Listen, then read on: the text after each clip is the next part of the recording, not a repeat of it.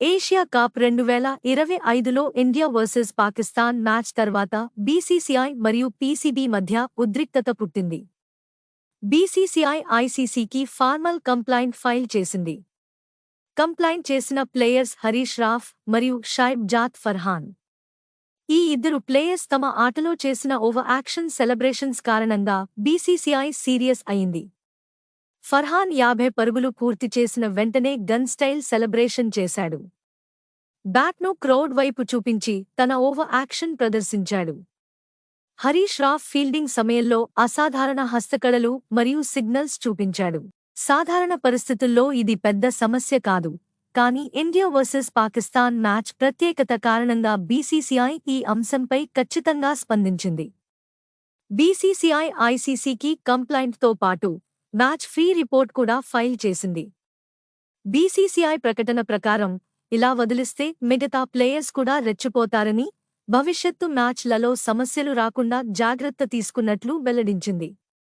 PCB కూడా India టీంపై ఫిర్యాదు చేసింది. ఫిర్యాదు పొందిన player Suryakumar Yadav. September 14 India versus Pakistan match తర్వాత సూర్య చేసిన ప్రెస్ కాన్ఫరెన్స్ కామెంట్స్ కారణంగా పీసీబీ ఫిర్యాదు చేసింది. అయితే సూర్యకుమార్ యాదవ్ అన్ని ఆరోపణలను ఖండించాడు. ఐసీసీ ఈ ఫిర్యాదును పరిశీలిస్తుంది, కానీ బీసీసీఐ ఫైల్ చేసిన కంప్లైంట్స్కు ముఖ్యమైన ప్రాధాన్యం ఉంది. హరీష్ రాఫ్ 60 సింబల్స్, ప్లేన్ కార్డ్స్ వంటి హస్తకళలు ప్రదర్శించాడు. పీసీబీ ఫ్యాన్స్ దీనిని గంభీర సమస్యగా పేర్కొంటున్నారు. బీసీసీఐ ఫైల్ చేసిన కంప్లైంట్ ఆధారంగా ఐసీసీ హరీష్ మరియు ఫర్హాన్ పై చర్యలు తీసుకోవచ్చు.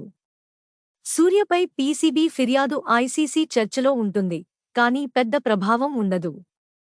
సో ఇప్పుడు అడుగుతారు, ఫర్హాన్ గన్ సెలబ్రేషన్ ఎందుకు తీసుకున్నాడో వివరణ ఇవ్వాలి. అలాగే రన్మిషన్ రాఫ్ ఆ 60 సింబల్ ఎందుకు చూపించాడు, ఆ ప్లేన్ కార్డ్స్ ఎందుకు చూపించాడు అని చెప్పి ఎవరైనా అడుగుతారు. వీటన్నింటికీ సరిగ్గా సమాధానం చెప్తే ఓకే.